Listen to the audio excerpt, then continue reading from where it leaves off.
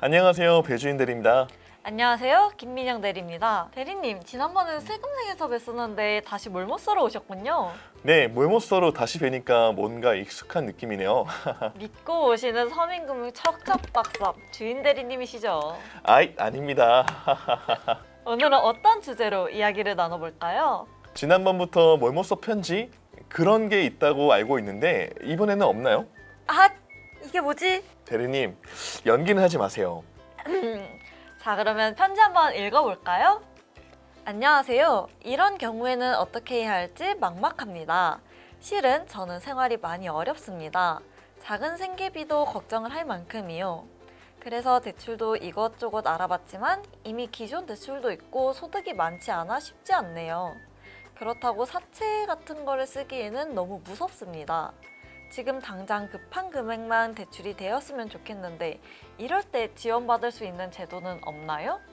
어휴, 사채라니. 불법 사금융을 알아보시기 전에 정말 잘 찾아줬습니다. 그러니까요. 이 사연에 너무 딱 맞는 상품이 있지 않나요? 네, 바로 이번에 출시한 소액 생계비 대출 상품입니다. 소액 생계비 대출. 이름부터 느껴지는 어떤 의미가 있는 것 같은데요? 맞습니다. 소액 생계비 대출은 소액 자금 때문에 불법 사금융을 이용하지 않도록 하기 위해서 출시되는 정책 서민 금융 상품입니다. 그렇군요. 급하면 자칫 위험한 선택을 할 수 있는데 이를 막아주는 안전한 상품이겠네요. 그럼 빨리 더 자세하게 안내드려 볼까요? 어떤 상품인지, 어떻게 이용하실 수 있는지, 주의하실 점은 무엇인지 자세하게 안내해 드릴게요. 집중해 주세요. 대리님, 소액 생계비 대출은 기존 정책 서민 금융 상품과 어떤 차이가 있을 것 같으세요?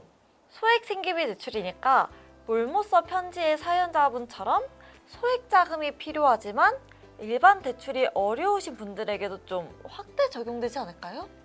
예리한데요, 대리님. 소액 생계비 대출은 신용평점 하위 20% 이하이면서 연소득 3,500만 원 이하인 분들을 대상으로 합니다. 그리고 연체 이력이 있으시거나 소득 증빙이 어려우셔서 기존 정책 서민금융 이용이 어려우셨던 분들을 포함하여 모두 지원하고 있습니다. 아하! 그럼 기존 정책 서민금융을 이용하지 못해 불법 사금융 피해 우려가 있는 금융 취약계층까지 포함하여 모두 지원한다는 것이 포인트네요. 네, 맞습니다.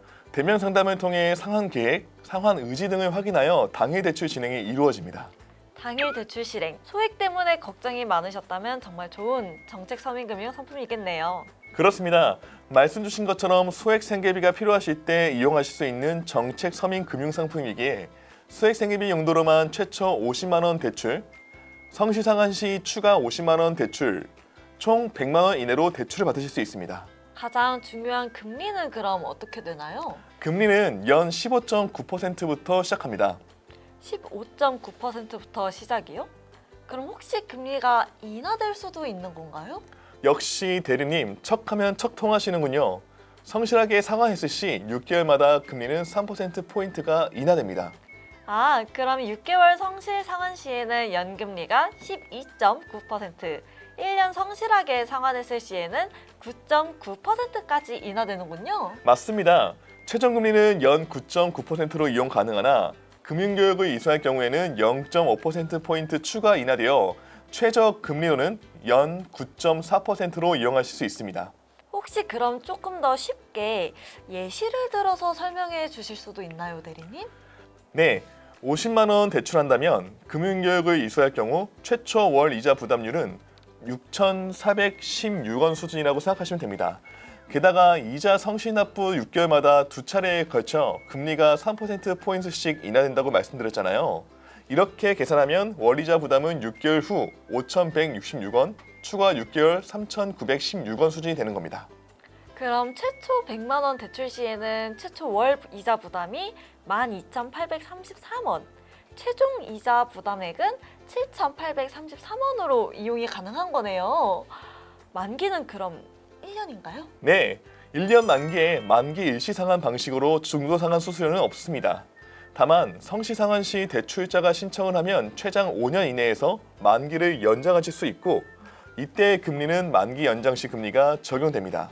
만기 연장 시에는 상환 의지 및 성실 상환 여부 등을 검토 후에 이루어지며 신용 여건이 개선된 경우에는 햇살론 15 등 조건이 보다 유리한 상품으로 연계 지원이 가능하다는 점도 꼭 알아두세요. 이제 소액 생계비 대출이 어떤 정책 서민금융 상품인지 잘 알 것 같아요. 그럼 이제 진짜 중요한 단계가 남았죠. 진짜 중요한 단계요? 대출을 받으시려면 이것을 하셔야죠, 대리님. 그렇죠. 신청 절차는 어떻게 되나요? 아까 대리님이 말씀하신 걸로는 당일 대출이 된다고 하셨잖아요. 잘 기억해 주시네요. 대출은 전국 서민금융통합지원센터에서 직접 방문하여 대면 상담 후에 이루어집니다. 제가 알기로는 서민금융통합지원센터는 서민금융콜센터 국번 없이 1397을 통해 예약해야 하는 것으로 알고 있는데 동일한가요? 네, 맞습니다. 또한 온라인 예약 페이지 에슬론.kinfa.or.kr을 통해서 상담 예약이 가능합니다.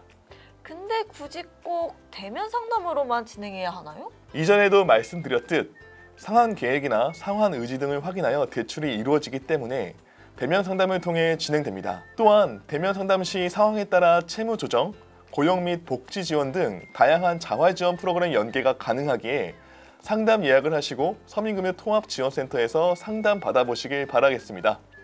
게다가 만약에 상담을 진행하면서 최저신용자 특례 보증이나 햇살론 15 등 저에게 더 유리한 정책 서민금융 상품이 있다면 연계할 수도 있으니까 대면 상담이 꼭 필요하겠네요. 그럼요. 만약에 더 유리한 정책 서민금융 상품이 있다면 그걸 이용하는 게 당연히 더 좋으니까요. 기억해야 할 것, 서민금융콜센터 국번 없이 1397 또는 온라인 예약 페이지 에슬론.kinfa.or.kr에서 상담 예약을 한 후 서민금융통합지원센터에 방문하여 대면 상담을 진행해야 한다. 진행 결과에 따라 승인이 나면 당일 대출을 받고 꼭 필요하신 소액 생계비에 이용하시면 됩니다. 대리님, 그러고 보니까 제가 얼마 전에 소액 생계비 대출에 관한 문자를 하나 받았어요. 문자를요. 어떤 건지 보여주실 수 있으실까요? 저소득층 생계비 대출 한도 상향 신청 공고. 내용 좀 자세하게 알려주실 수 있으실까요? 귀하께서는 고물가 상황이 지속되어 생계비 지출액이 소득 증가액보다 더 많은 대상자입니다. 하지만 확인 결과 현재까지 미신청으로 분류되어 재안내해 드립니다. 네? 이번 지원된 정부 예산은 온라인 전화 상담을 통해 비대면으로도 신청이 가능하며 조기 마감이 예상되오니 지원 내용을 확인하신 후 신청하시기 바랍니다. 와, 정말 대단하네요. 주관기관이 기획재정부고 취급기관이 S은행으로 되어 있는데 뭐가 잘못됐나요? 그럼요, 대리님. 이거는 사칭 문자라고요. 설마 전화하신 건 아니겠죠? 에이, 아니죠. 저도 사칭이란 걸 알고 있었다고요. 이래봬도 서민금융 사칭 예방법을 촬영한 적도 있답니다. 요즘에 정책 서민금융을 사칭하는 문자와 보이스피싱이 많이 증가하고 있다고 해요. 맞아요. 이 문자는 진짜로 제 휴대폰으로 온 문자입니다. 여기서 사칭임을 알 수 있는 점들을 짚어드릴 테니 꼭 유의해주세요. 첫째, 사칭 문자는 로고나 상품 이름, 기관명을 사칭하여 대출을 광고합니다. 실제로 서민금융진흥원은 먼저 문자나 전화를 한다거나 대출을 받으라고 대출 상품 광고를 절대로 진행하지 않습니다. 하지만 여기에 보시다시피 앞에 광고라고 표시되어 있죠? 게다가 지원 대상자지만 미신청자이므로 먼저 안내하는 일은 절대로 없다는 점. 맞습니다. 잘 생각해보면 내 신용 정보를 조회해서 지원 대상자임을 확인하고 그걸 또 신청했는지 내역을 확인해 본다는 것은 엄연히 개인정보를 허가 없이 조회했다는 뜻이기도 하죠. 사칭임을 알 수 있는 한 가지가 더 있습니다. 제가 앞서 말씀드린 내용 중에 있죠. 오, 맞아요. 소액 생계비 대출은 온라인 전화 상담을 통해 비대면으로 신청을 받지 않습니다. 서민금융콜센터 국번 없이 1397이나 온라인 예약 페이지를 통해 서민금융통합지원센터 대면 상담 예약을 할 수 있다는 점. 최초 대출은 서민금융통합지원센터에 방문하시어 대면 상담을 통해 신청이 가능하다는 점 꼭 기억해 주세요. 추가로 말씀드리자면 서민금융진흥원은 어떠한 경우에도 카드, 통장 비밀번호 같은 중요 개인금융 정보나 현금 수납 또한 일체 요구하지 않습니다. 만약 사칭 문자나 보이스피싱을 통해 연락이 왔다면 문자 안의 링크는 절대로 클릭하지 마시고 기재된 전화번호로도 전화하시면 안 됩니다. 의심이 된다면 서민금융콜센터 국번 없이 1397로 전화하시어 확인해 보시고 만일 피해를 입으셨다면 금융감독원 불법 사금융 금융신고센터 1332로 꼭 연락하세요. 대리님 왜 그러세요? 만약 이런 사연을 가지신 분이 소액 생기비 대출을 모르셨거나 아니면 이거를 사칭하는 문자를 받으셨다면 진짜로 불법 사금융을 이용하셨을 수도 있잖아요. 그렇죠. 그래서 저희가 자세히 알려드렸잖아요. 여러분, 꼭 급할수록 안전하게 기억해 주세요. 운전도 급할수록 빠르게 하면 안 되고 계획한 일도 급할수록 서두르면 예상하지 못한 변수가 생기기 마련이잖아요. 대출도 마찬가지입니다. 맞습니다. 소액 생계비가 바로 필요하시다면 소액 생계비 대출 정책 서민 금융 상품을 이용하시고 불법 사금융은 이용하시지 않길 바랍니다. 혹시 내 상황에 어떤 정책 서민 금융 상품이 있는지 궁금하신가요? 댓글로 남겨주시면 저희가 알려드리겠습니다. 모든 구독자분들이 부자 되는 그날까지, 몰라서 못 쓰는 서민금융이 없는 날까지 저희가 친절하게 알려드릴게요. 다음에 만나요. 안녕. 안녕. 구독! 좋아요.